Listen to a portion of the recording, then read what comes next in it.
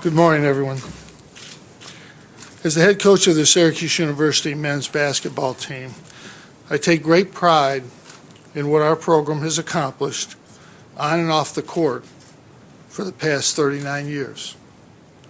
Ultimately, as head coach, I must also accept responsibility for the conduct of individuals within the program, including those who have found to have committed violations of NCAA rules as outlined in the NCAA Division I Committee on Infractions recently released report. And I do regret that these violations happened, and I apologize for any harm it has brought to my players and the university, or embarrassment it has caused to our alumni, students, and fans. Although the infractions report, get thirsty here, does not find that I had personal involvement in any violations of NCAA rules, the Committee on Infractions has asserted that for the past 10 years, I did not promote an atmosphere of compliance within the men's basketball program, and I did not monitor the activities regarding compliance of those within the program. This could not be further from the truth. You have heard this story from the NCAA's point of view. Today, I'd like to share my perspectives.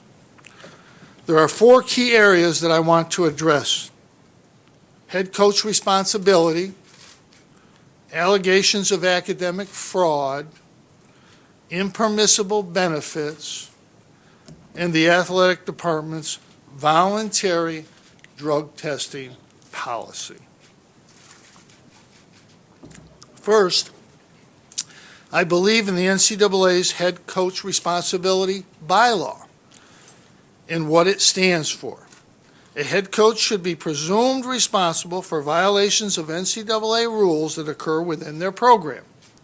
I agree fully with that responsibility. That is why, as a member of the board of directors of the National Association of Basketball Coaches, I voted for the implementation of the head coach responsibility bylaw in 2005. However, I also believe that a head coach should have the opportunity to rebut the presumption of responsibility stated in the head coach responsibility bylaw by demonstrating that he promoted an atmosphere of compliance within the program and that he monitored the activities regarding compliance of those within the program. The head coach responsibility bylaw is not and was never intended to be a rule of strict liability. In our case, however, the committee imposed penalties on me personally without giving credence to my efforts to promote compliance within the men's basketball program, which is contrary to the head coach responsibility bylaw. In fact, in 2011, when the NCAA enforcement staff issued its first notice of allegations to Syracuse University, I was not charged with a violation of the head coach responsibility bylaw because of my non-involvement in the underlying violation and because of my devotion to promoting compliance within the men's basketball program. It was not until the second notice of allegations was issued to the university that I was charged with a violation of the head coach responsibility bylaw. In the intervening years, the charges against the university did not change. There were still no direct violations of NCAA bylaws alleged against me. Nevertheless, at that time, I even offered to make myself available to the NCAA enforcement staff for an additional interview to discuss the atmosphere of compliance within the men's basketball program, something that the enforcement staff had not specifically asked me about in my prior interviews. But the enforcement staff declined to listen to the additional information that I have. I want to stress again that I take responsibility for violation of NCAA rules that occurred within the basketball program. However, I believe that my effort to promote an atmosphere of compliance with the men's basketball program was disregarded by the enforcement staff and the Committee on Infractions, and that ultimately resulted in my suspension for the first 9 ACC games of the 2015-2016 season. What basis do I have for this assertions? Since 1992, I, along with the other members of the men's basketball staff, have participated in monthly meetings with the Office of Athletic Compliance. My staff and I are in constant communication regarding compliance matters, and I have ensured that open lines of communication exist within the program with respect to compliance matters, both directly to me and to the Office of Athletic Compliance. I meet with my staff on an almost daily basis to discuss compliance matters. My assistant coaches and staff members know the NCAA rules and know that we must follow them. Second, regarding academic fraud, well, I'm frustrated with the Committee on Infractions finding that I did not promote an atmosphere of compliance within the men's basketball program. I am most disappointed with the committee's suggestion that academic improprieties were accepted and encouraged within the men's basketball program. Though I take full responsibility for what has happened, I could not disagree more with this assessment. And I believe that the facts support my view. Even though many players come to Syracuse with the goal of playing in the NBA, we demand that our team members, our student athletes, doing the required work in the classroom as well as on the court. This is why I have been a long-time proponent of the academic progress rate. With the exception of the 2008-2009 academic year, when we had 3 student athletes withdraw from the university during the spring semester to prepare for the NBA draft, the men's basketball program has consistently earned an APR well in excess of the minimum required by the NCAA to maintain eligibility to compete in NCAA championships. Even before the implementation of the APR, however, I work closely with Student Athlete Support Services to ensure that our student athletes are appropriately focused on their academic responsibility and that they have the resources necessary to excel off the court. To this day, I meet daily with our academic coordinator to discuss the academic progress and success of our student athletes. Between 2008 and 2014, 11 of our 13 seniors graduated. We have an APR score of 1,000, a perfect score, in each of the last 2 years. I believe this shows we are paying attention to the academic welfare of our student athletes. In case of academic violations involving our former student athlete, it is clear from the infractions report that these violations occurred because our former director of basketball operations took it upon himself to provide impermissible academic assistance. The Committee on Infractions suggests that I somehow did not do enough to promote compliance or monitor the activities regarding compliance of the former director of basketball operations. This is not true. I engaged in daily meetings with this individual regarding the academic progress of all our student athletes, and in particular, the student athlete identified in the infractions report. When I learned that this student athlete was permitted to seek a grade change open to all students in his college, all students, not student athletes, he could seek a grade change to restore his eligibility. I made it abundantly clear that the grade change should be done in accordance with university policies that apply to all Syracuse students. I was concerned with the welfare of this student athlete, but I never expected, and I certainly never encouraged, these individuals to cheat. This is not my way. Nevertheless, the Committee on Infractions assumes that because a violation occurred, it must have occurred because of my failure to promote compliance. This is an interpretation of strict liability and contrary to NCAA legislation and to my decades-long commitment to compliance and academic success. The Committee on Infractions suggested in its report that there was a 10-year period which I failed to promote an atmosphere of compliance, and during which student-athletes within the men's basketball program, and I quote, freely committed academic fraud. In fact, during that 10-year period, after an extensive investigation, there was one case of academic fraud in the men's basketball program. This involved the former director of basketball operation and a receptionist in the basketball facility improperly inserting citation into a student-athlete's paper. 3 other student-athletes were charged by the enforcement staff with receiving impermissible extra benefits. These student-athletes had their cases reviewed by the university's Academic Integrity Office, and the university ultimately determined that no academic integrity violations had been established. This is far from a program where student-athletes freely committed academic fraud. I note that during this same time period, the committee found that 3 student-athletes in the football program did commit academic fraud. These infractions did not go unnoticed, but the penalties on the football program were far less than what was imposed on the basketball program. Does the central issue of head coach responsibility apply only to the basketball program? This illustrates the arbitrary manner in which the NCAA issues its penalties, not just from school to school, but even within a single institution. Third, with respect to the issues with a former employee of the Oneida YMCA, I knew this individual to be a part-time employee of the YMCA who showed an interest in working with troubled youth, both student-athletes and non-student athletes.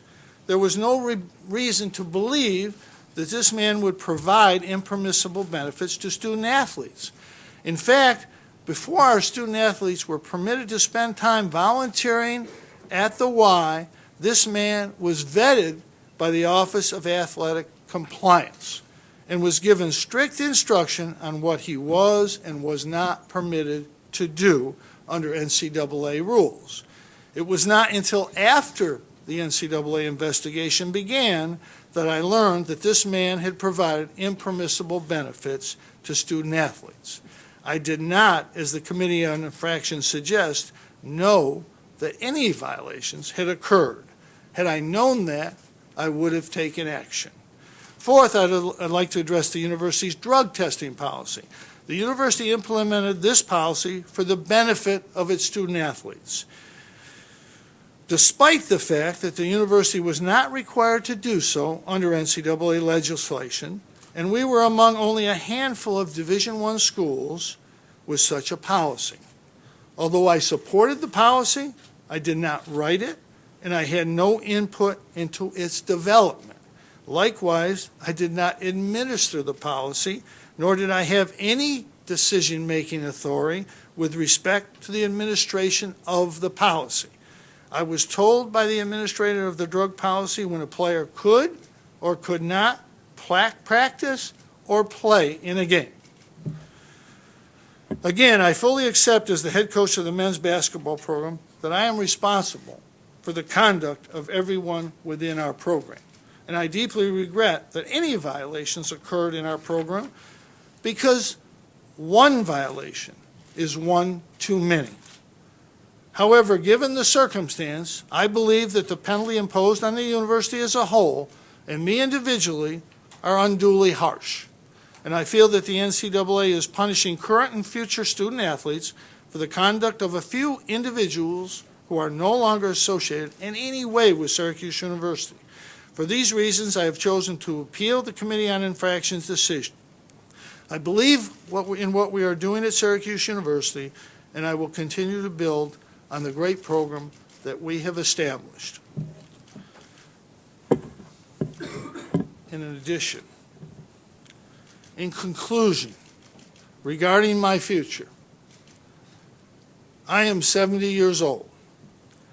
It's obvious that there is a time frame for me as the head basketball coach. As the chancellor indicated in his statement yesterday, I feel 3 years is right for me to be able to continue to do my job as well as I possibly can. The approaching completion of the investigation actually prompted me to clarify in my own mind my plans for the future and my decision to establish that timeline with Chancellor Severud. 3 years is probably longer than I was planning prior to this investigation. However, given all of these developments, it is the right time for the program. In my confidence, we have a great coach who will be working with me every day to help inform recruits regarding the time period I will be here. They will know exactly when I will be here and when I will leave. So all of our recruits will understand what is going to happen when, in most cases, coaches leave and everybody is stuck. Everybody that's coming in knows that I will be here for 3 years. They committed to coming in before they knew that, and they committed to staying here before they knew that. I told every recruit when I recruited them, I'm going to coach you next year. And after that, I can't guarantee anything, and no other coach can either. But I think we're unique in being able to tell recruits, you only have to listen to me for 3 years, or 2, or 1. And I've talked to several recruits, obviously, about this, and if anybody's concerned about our recruiting or whether we can recruit, I don't think that's an issue. We're giving notice, and we'll explain that to all our recruits. I believe the program will be in a great position when I do retire. Thank you. I'll be glad to take your questions, as always.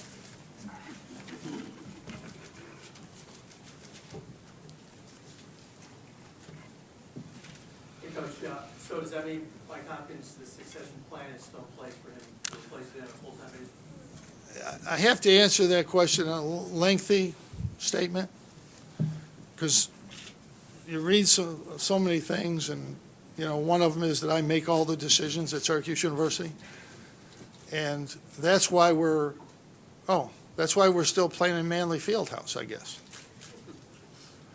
It was my decision, my complete decision, play in Manley Fieldhouse, and I guess that didn't happen. That was a big decision. I have said my wife is the only one that tells me anything, and I meant really, it was a joke in my book that she tells me what to wear, and nobody else does. People tell me every day what to do.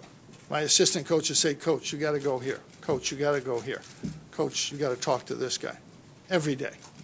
It's a myth that I somehow run things at Syracuse University. I did not really want to go to the Big East in any way, shape, or form. Oh, we were in the Big East for 30 years. I guess that wasn't my decision. Those are the two most important decisions that were made here, and I would have made the wrong one. Maybe that's why I don't make those decisions. I don't decide who's hired at Syracuse University, whether it's the chancellor or the athletic director or the compliance officer or the person who I work directly with. I've worked directly with 3 people over the last long time. I didn't know who they were until they came in and introduced themselves. I don't hire anybody. Chancellor Severud will hire the next coach. It's his decision who the next coach will be. I have talked to him about it. I believe Mike Hopkins will be a great coach, and I fervently hope that he is the coach here. But that's something the chancellor will decide with the Board of Trustees, like they decide every major issue that happens at Syracuse University. And I decide sometimes what restaurants my family are going to eat in. Does that answer your question? Thank you. Jim, I want to be clear on this. When you said that the enforcement staff declined to listen to the additional Yes, right. information you had, did they not sit down and talk with you, or they did and just didn't listen to you? No, they didn't sit down. We requested another interview because, as I said, we were not charged in the entire first two stages of the issues we have with them. And they never asked me in the earlier interviews about, Coach, what did you do? And I think, that's probably why I wasn't under that. I wasn't charged. And the head coach responsibility was active from 2005. But they declined to interview me again on that specific area. Jim, when you look at the. Where are we? Yep. When you look at 3 years, and like you said, maybe that wasn't the time that you had before, but it is the time you have now, to just go into why 3 years really fits for you and fits for this program. I think, I don't know if I made this clear enough. I guess, I sometimes don't do that. There was no way, when this started, obviously, there was a 2-3 year time frame. So there would have been no way that I would ever run away from an investigation in progress. The fact that it continued, there was no way that I was going to ever leave this university after 53 years of being other than my family. This is it. This is the focus of my life. That someone would think that I would not see this through to the end. I had no plans to coach this long. This investigation has made it imperative. I mean, I didn't even have, the reason I never thought about retirement, because there was no way to think about it during this time. The Final Four in 12 would have been a great time to go out, but things were not, we were not in a position to go out. I love coaching, but I think you can coach as long as you can be effective. If after this coming year, I thought I was effective this year. I don't think I was as good as I would like to have been, but I think I was effective. If I'm not effective at the end of next year, I won't coach after next year. I mean, that's the 3-year thing is the outside part of what I'm doing. I told every recruit we recruited this year, I'm going to be here next year, but beyond that, I have no plans. But 3 years that's a long time. That's a long time. Coach, regarding the NCAA report, you talked about rebutting the Right. responsibility. Right. Presumption of Right. responsibility. In the report, they say that you did not rebut the presumption of responsibility. Yep. You rebutted facts, you said it didn't work this way, but that presumption of responsibility that you did not rebut it. Well, that's what I said today, how I did rebut it right here in my statement, that we did have meetings, that we did have academic meetings, that we did have compliance meetings. Every month, we have compliance meetings with our players twice a year. I'm not throwing any programs under the bus. There are many schools that don't have compliance meetings with their basketball staff the whole year. We have monthly ones, and we're tested on it. So that's part of the presumption, how you rebut the presumption, that you did do things, that you did monitor things. I'll add one thing that I think is important that will be in the appeal process. The paper in question. I am not allowed to look at papers, and I think that's a good thing. I'm not allowed to talk to professors. I think that's a good thing. I could have taken the paper, looked at the paper. You could have looked at the paper. Anybody in academia could have looked at the paper and not known that 2 citations were put into the paper. You could not have known that. There is no way. The only person that could know that is the person who changed the paper. What about the student? What about Fat Mello? How do you think that he suddenly wrote a better paper, or a paper that qualified that made him eligible? The paper, and this is important, was a 10-page paper on his life. The infractions committee asked me, how could he write that paper in 2 days? I said, I think I could write that paper in 4 hours. And I think each and every one of us could write that paper in 4 hours. And I'd like to just make a comment here.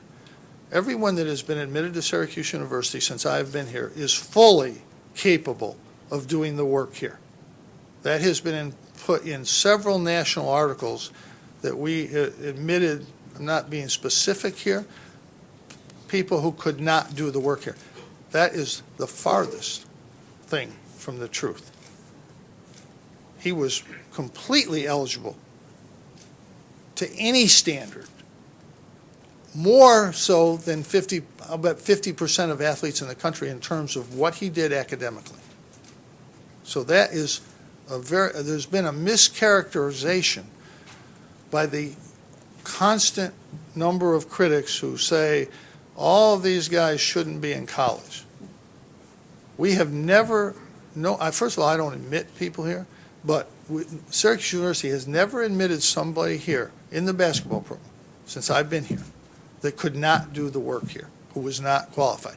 And we have had many at-risk students, as does every college in the country. Every college in the country.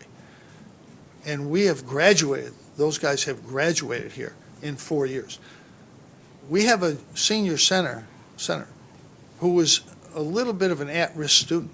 He qualified under the at-risk student.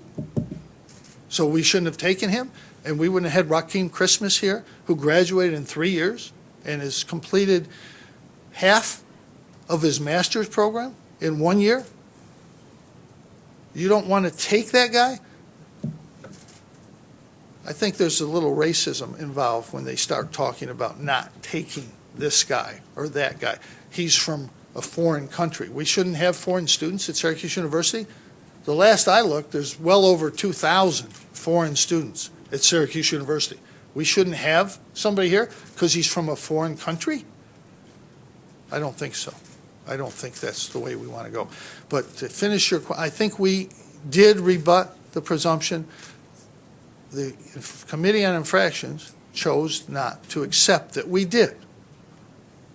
And, that's the basis for going forward with an appeal. I disagree with that, as I said in my statement. Coach Boeheim, you mentioned the differences between the basketball and football program and the NCAA report. I'm wondering if you had a theory as to why the basketball programs seem to be the recipient of most of the NCAA penalties. I don't know. I wish I knew the answer to that question. I know that, and I don't want the football program to be penalized. I love the football program. I've supported it. I've been to every game here since I've been here. They were the first student athletes to go to the Y. The first. They were involved, obviously, in the drug testing program.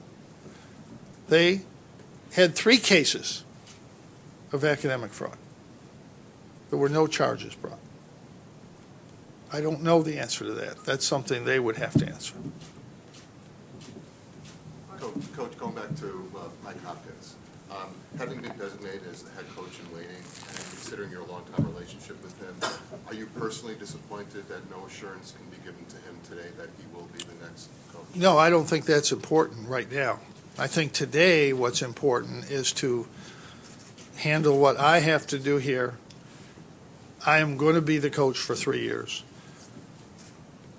Mike will have talks with the chancellor, as I will, but this is a chancellor's decision, not my decision.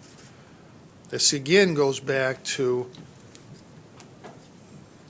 Jim Boeheim runs the university. Well, I assure you, if I did, I wouldn't be the 45th highest paid coach in the country, which I'm not complaining about. Jim, do you have an option to go past 3 years if you wanted? The only discussions that I've had with the chancellor is that I intend to retire in 3 years. And he accepted that, and that's where we are. Is that kind of set? I mean, it's going to happen. I stand by that statement. Coach, if I may get in the middle. I'm sorry. Coach, now that you've set kind of the date, you want to talk about the long farewell, the legacy, what are your thoughts on that? Do you think they won't boo me at Duke this year? No, I don't think there's any farewell. I'm not Derek Jeter. I saw that. No, there will be no farewell tour. No. It was funny when they said they now booed me after the allegations at North Carolina State. I actually thought when we were there last time they booed me more. So I think there was a sympathetic feeling there, actually. When I go into an arena and they cheer for me, I'll know it's time.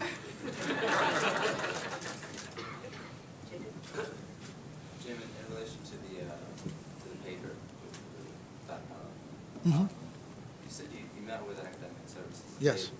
But the paper was being revised a year after the class had been taken. Right. Can you explain the timing? Yeah, I can. It's open to any student on campus to, on his own, find a professor in that college and ask if a change of grade is possible. There's another story out there that he had an F and changed it to a B. He had a C minus. He needed to petition the teacher if he could do work that would result in a grade change. The teacher agreed to that. I know there's hundreds of these grade changes that happen. I had one when I was in school. I know they happen at other schools.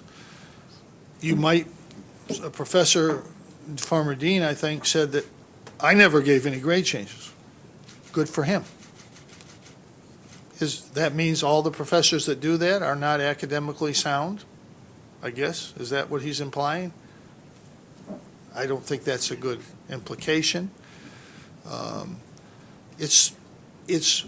The Committee on Infractions asked me, Coach, why did you do this? Why did you let this happen? Let him go get this grade change? I said, that's my responsibility. It's my responsibility to at least inform every guy, well, you have to get a grade change if you want to be eligible. You don't have to. This is what you have to do. This is what you need to do. And I think that's very normal. I think that's what other students do. And he had that opportunity. He found a teacher that would do that. We knew he was writing a paper about his life. I wasn't really concerned about the content. He's not writing the Spanish Inquisition, which you got to, obviously, would a 10-page paper on that. I mean, I did a story on the American Revolution, a 17-page paper in one night. I guess I maybe better go back and look at my academics. But it took me one night. I had 32 quotations. But I did it myself. Nobody checked that paper. So I think everybody does their academics in a different way. But it was clear to me that he could do this paper. We played on Saturday at Notre Dame and Monday at Cincinnati, and I was talking back and forth during that time.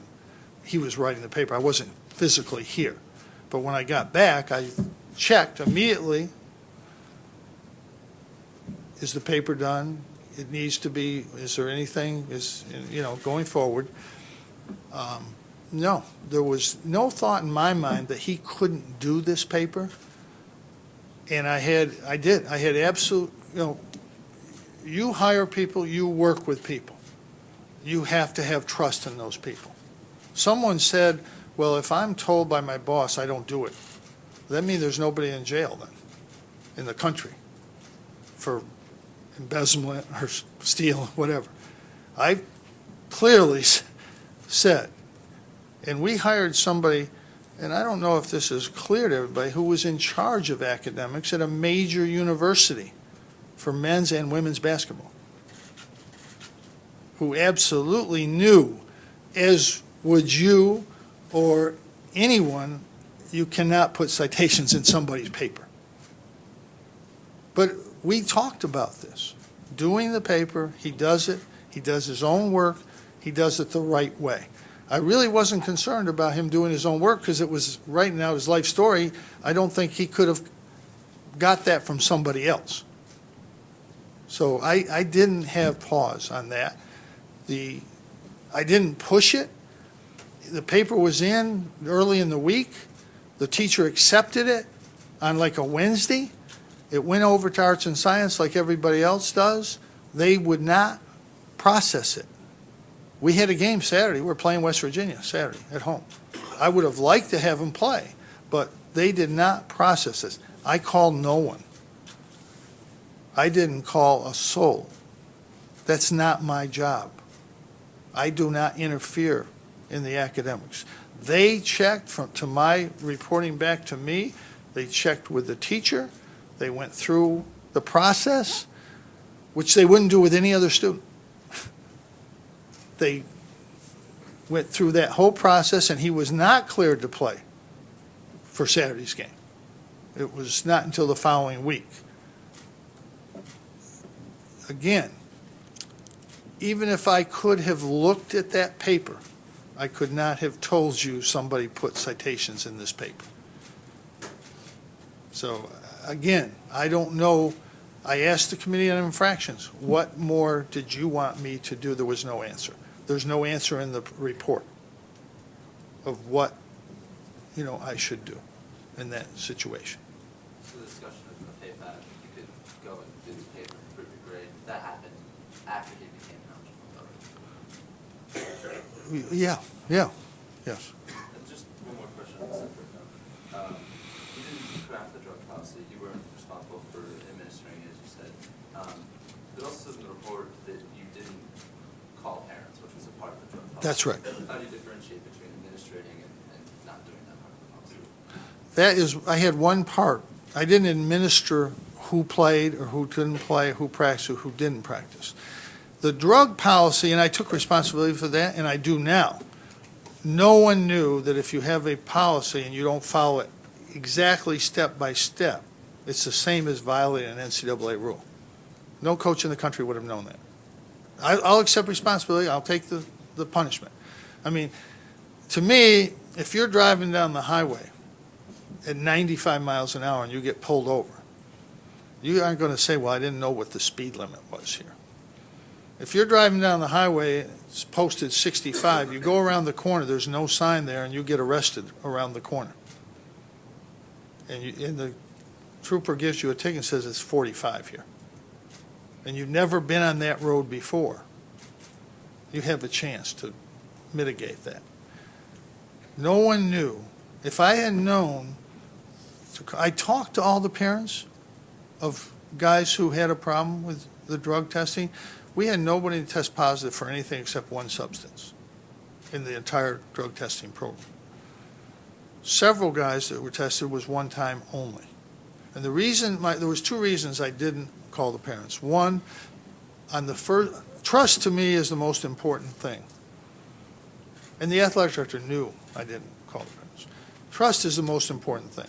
If you're a first-time offender, you're a senior or a junior, and I bring you in and say, this is the first time you've done this. If you do it again, I'm going to talk to your parents. If you don't, you're fine. And 4 guys never tested again. So it was a trust matter. It was a mistake. And as I told the committee, if I had known that was a rule, which is not an excuse, but in this case, we were one of the only programs in the country testing for drugs. We had many compliance meetings. It was never brought up in a compliance meeting, well, coach, if you have this drug testing policy, you have to call the parent.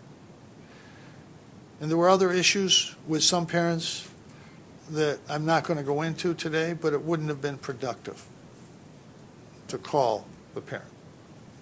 I'm not going to get into specific cases. But yes, I take responsibility for that aspect.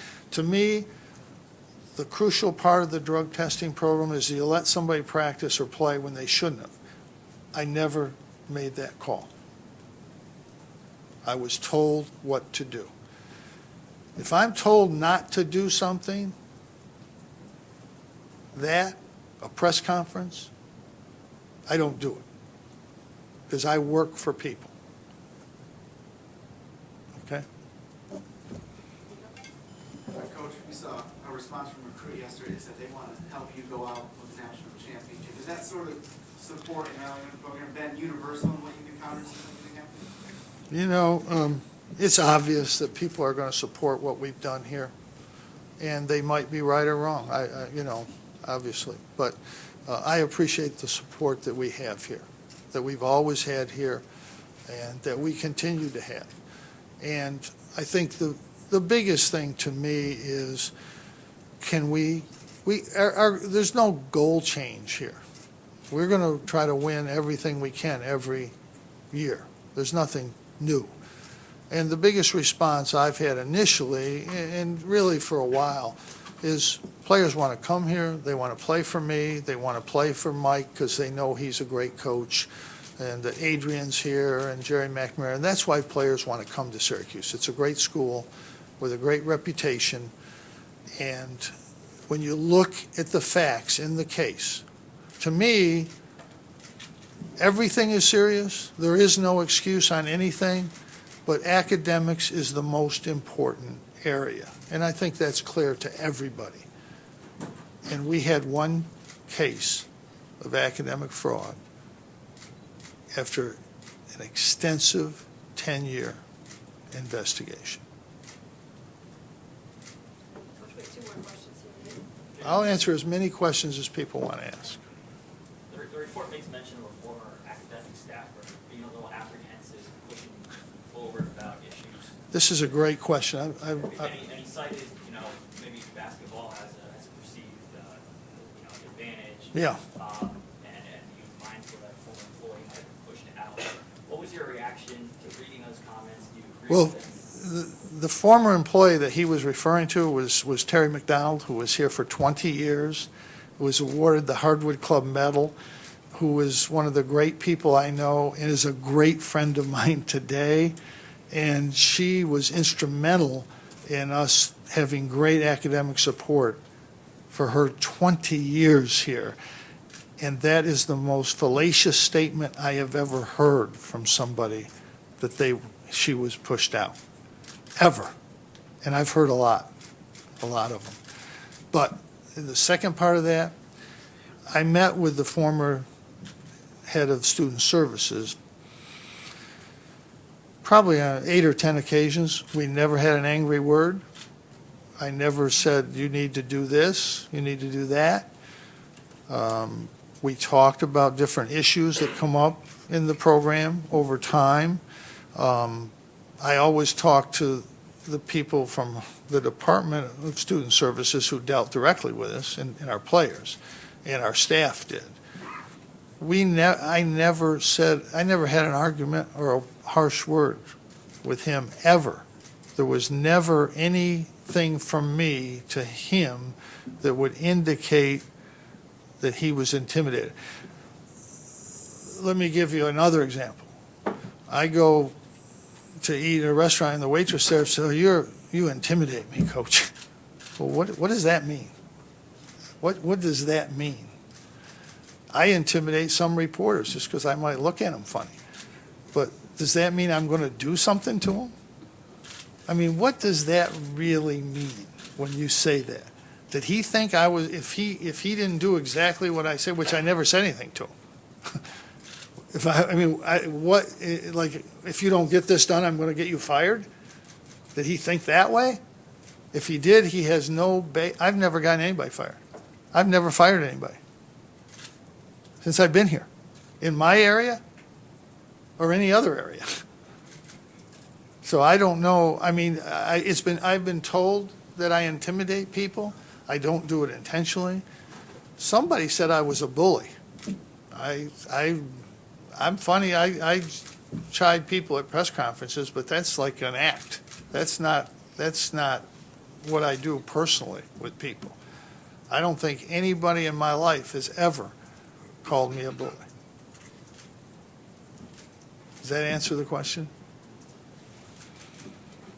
Coach, Chancellor Sidler discussing it about an hour ago. A report came out on March 6th, 2 weeks ago, on the NC State game the next day. He said he had conversations Yes. with you before the NC Yes. State game, Yes. particularly about whether you would make Yes. comments after the game. Yes. Can you describe what happened to those conversations, that decision, and how you felt about sending Mike Hopkins out after the game? I didn't send Mike Hopkins out after the game, number one. I wanted to do the press conference and limit it, obviously, to basketball, which is always going to bring up, I can't comment on that, a few times before you leave. So that was something we discussed. I still wanted to do the press conference, however, because in our preparation for the game, I had not read the report closely. You know, you look at it, but we're trying to play a game. So I didn't think it was really a great idea to go out there without knowing anything really to answer. And those questions are going to be asked. I mean, I'm going to go to the podium and I'm going to say something about the game, and then every question after that is going to be about the report. So it wouldn't have been a productive press conference. Mike would do that as well or better than I could in terms of here's what happened in the game. But I would have gone. I was counseled not to go, and I don't find tremendous fault with that. I think you might find fault with the dozens of articles that I've read where people said I was a coward without knowing, well, were you told to do the press? Nobody asked me. Nobody's ever asked me that. Nobody's ever asked anybody, to my knowledge. So the assumption is made, you sent Mike Hopkins out there, you coward. I never sent anybody out anywhere, and I did not make that decision. Again, if you believe that I make all the decisions here, then, you're under some delusion. I hope I've tried to dispel that today, a little bit, maybe, I don't know. Jim, I know you said you're in favor of the coach's accountability Yes. Law. Yes. And you can't control everybody, obviously. But if it doesn't apply to your director of basketball operations and his direct behavior, who would it apply to? No. I don't think you understand, Chris, the rule.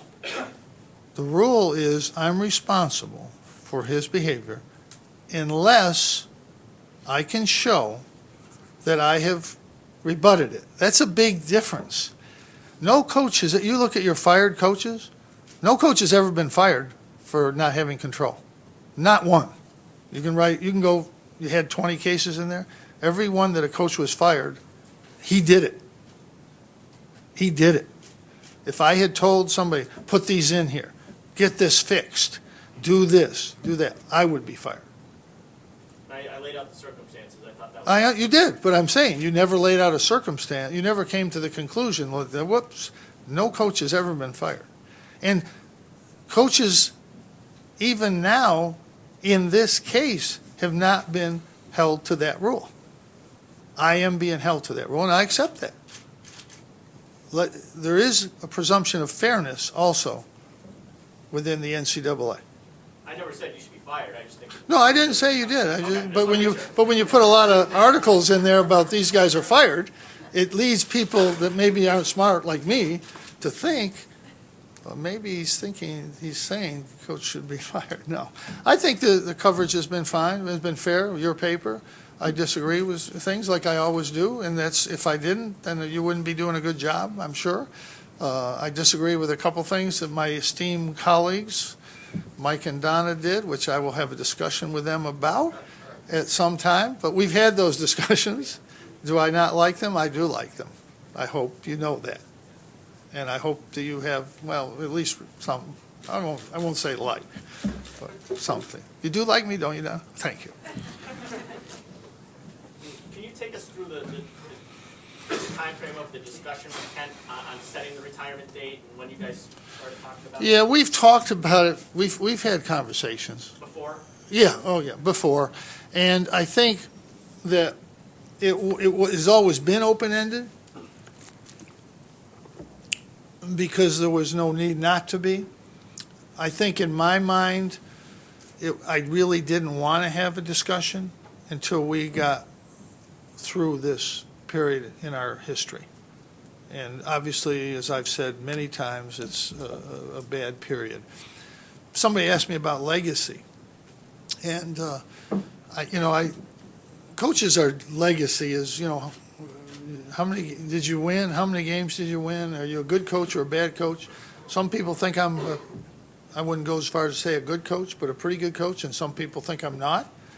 And I was coaching 14 years in a national paper, fortunately no longer with us, had the front page saying Jim Boeheim is the worst coach in the NCAA tournament.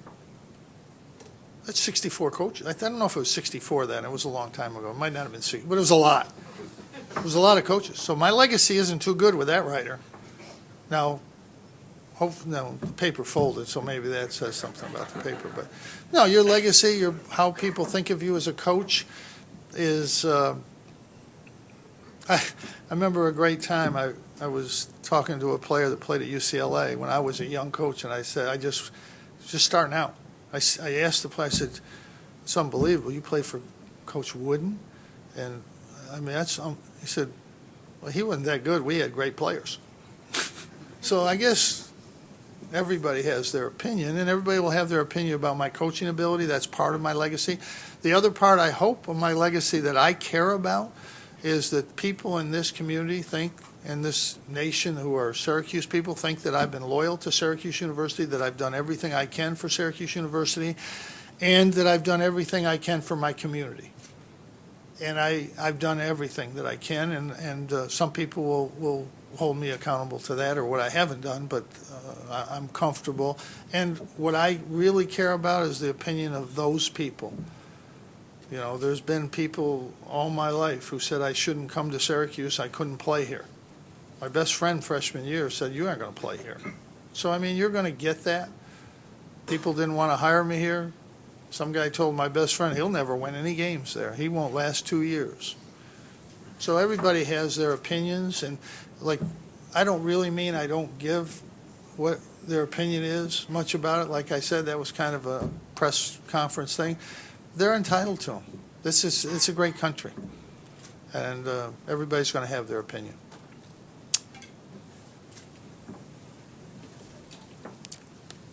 I'm just wondering whether there is some way to have these multi-billion-dollar operations go on the campus of an educational facility, Right. and not be constantly, at least under very close scrutiny and a lot of questions raised about whether there is a separation Well, of the academics. I'm not going to get the exact time, but there was a quote, college athletics is completely out of control. They don't know we don't know what's going on. The athletes aren't going to school. They're not doing this. It was like 1920, for the, 1930. There's always going to be people that feel that way. I think we have 350 schools. I think everybody does it the right way as far as they can. Can mistakes be made? Yes. Do people make mistakes? Yes. And, that's part of it. It's the same in every walk of life, college life. There was hundreds of fraud cases, academic frauds at every school in the country this last year. Every school. It happens. This isn't unique. We're not like one, whoa. And that's what it tends to be. It happens every day. At every university, there's fraud, academic fraud. Kids do things they shouldn't do. And, that's the way it is. I think big-time college athletics it's always been big-time. It's gotten bigger because it's more on TV now, but it's always been important. Athletics has always been important. It's just the scale is different. But when I started coaching, if you didn't win, you got fired. If you don't win now, you get fired. There's not major changes. I wanted to play in the NBA. I don't criticize a player. I want every one of our players to hope he can play in the NBA. I want them to be realistic and know that they can't. But the ironic thing about players is everyone that plays at Syracuse can play for money someplace. Everyone. I mean, there's, everybody says, well, only 3% of college athletes play in the NBA. That's true. But they all can play someplace. There is a country you can play in if you want to play. But you get your degree because you will need that degree someday, unless your name's Bill Gates. You will need that degree. And that's what we stress. That's why we had a guy graduate this year as a junior. That's why our 2 juniors who have a year of eligibility left will graduate this spring, because we believe in that value and we practice it. We have facts to back it up. This isn't a coach saying we do a good job. This is a coach saying we do a good job, and here are the facts. Here are the facts in the case. That's important. Coach, being in here in the middle, just to confirm, you said, are you going to appeal the suspension? Oh, yeah, absolutely. And also the number of vacated wins. I can't appeal. One thing that's important that hasn't been brought out, and I'd like to bring it out, every penalty is a penalty on the coach. Every penalty is a penalty on the school. There is no, they can separate it, but if I can't coach 9 games, it hurts our players and it hurts the school.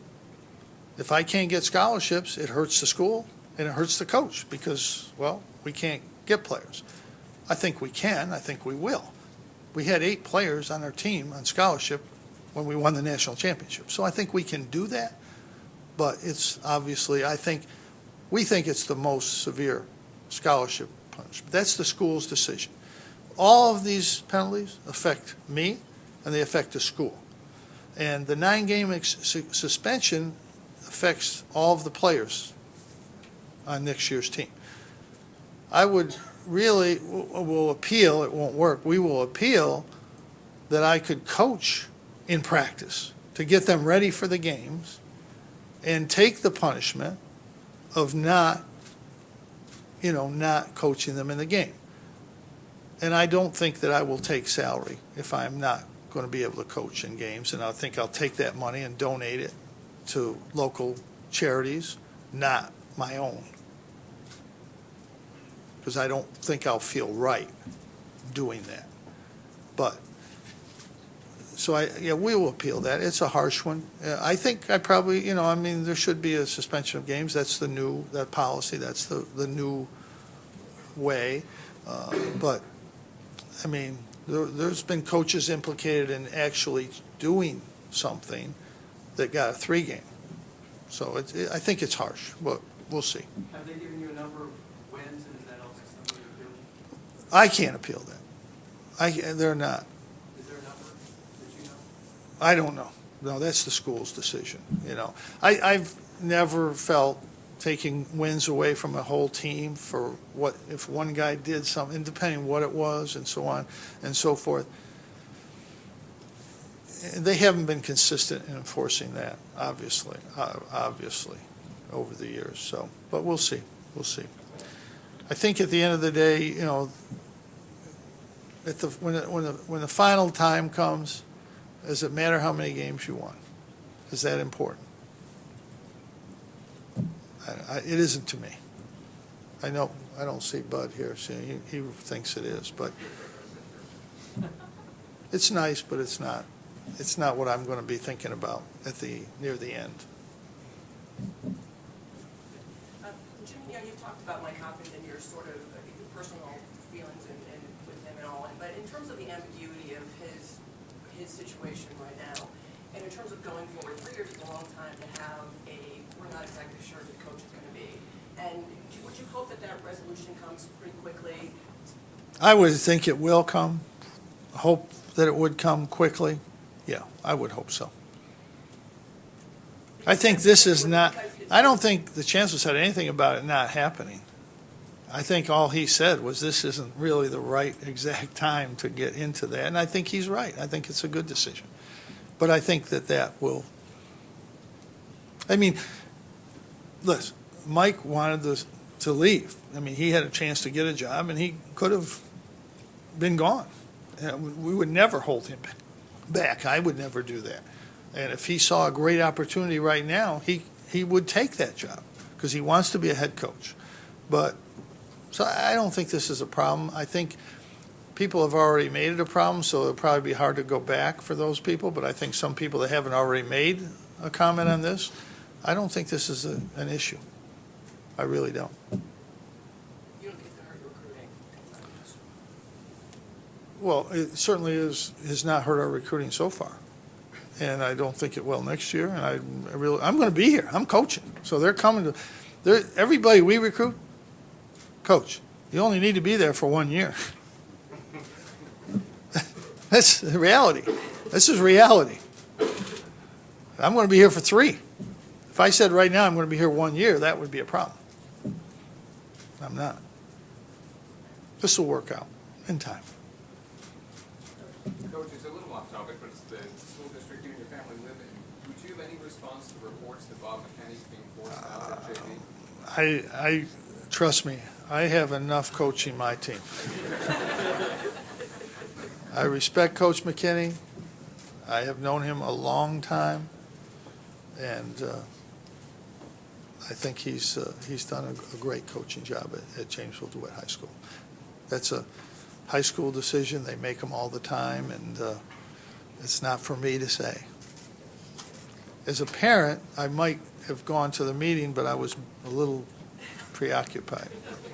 We appreciate everybody coming. All right, thank you. Once again, I did not determine the end of the press conference.